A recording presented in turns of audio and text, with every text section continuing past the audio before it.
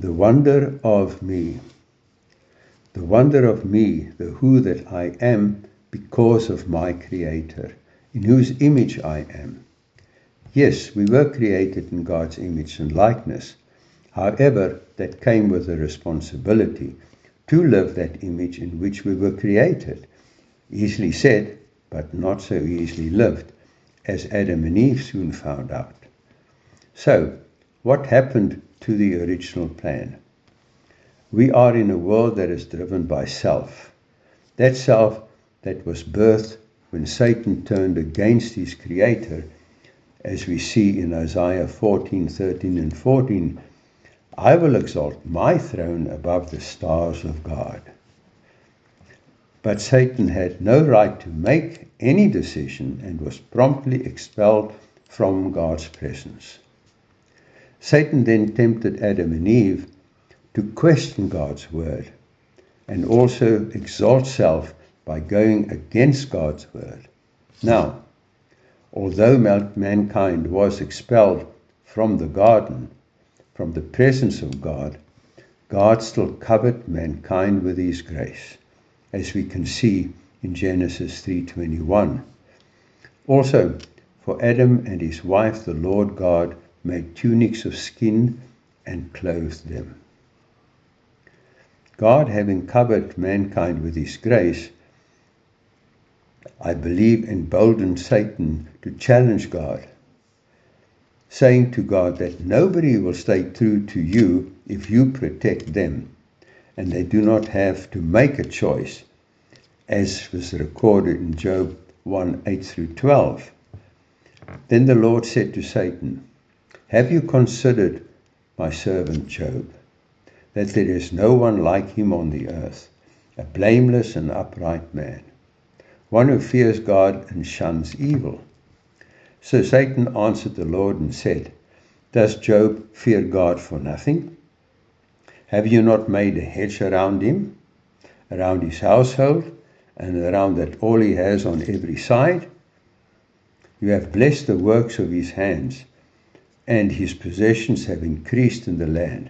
But now, stretch out your hand and touch all that he has, and he will surely curse you to your face.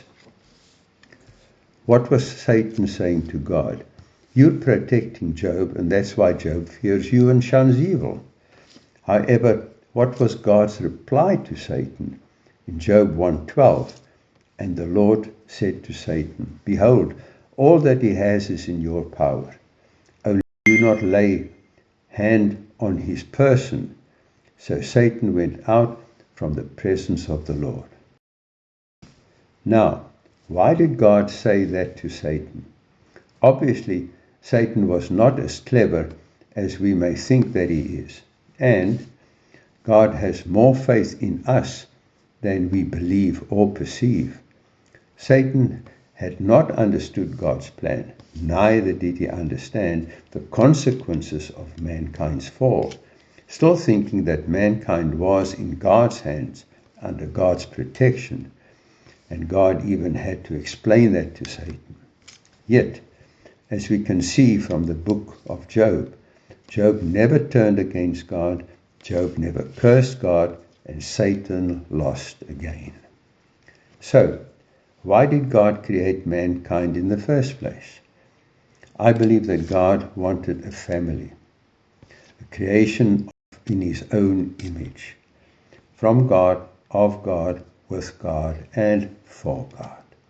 And therefore, God set about to express who he is in creation by creating a being like him for him, who would of his own free will choose to be in God's image, not because of self, but because of his Creator, not for self, but for his Creator. So God created man a free being with a free will. However, to truly be in his image and likeness, we have to live who he created us to be, like him. Now, back to Adam and Eve. Why did Adam and Eve fail? They did not see themselves as truly and fully being in God's image and likeness. Why not? Well, consider this. Genesis 2:16 and 17. God explained their responsibilities to them. And in Genesis 2:19 and 20, God showed them their position of responsibility and dominion over creation. However, just like us, they did not truly understand who God created them to be, in His image and likeness. Because if they knew that they would fully like God, they would not have fallen for Satan's lie. So finally, what is the reality of who we are? What is the image of God in us? Quite simply, love. Genesis 1:28 tells us, God blessed them and God said to them, be fruitful. It was love Himself who blessed Adam and Eve, and love instructed Adam and Eve to be fruitful. In other words, to live for others, and telling them that whatever they needed to live that fruitful life was there in the tree of life in Him. So, what is at the root of God's image and likeness in us? Love, to be there for others.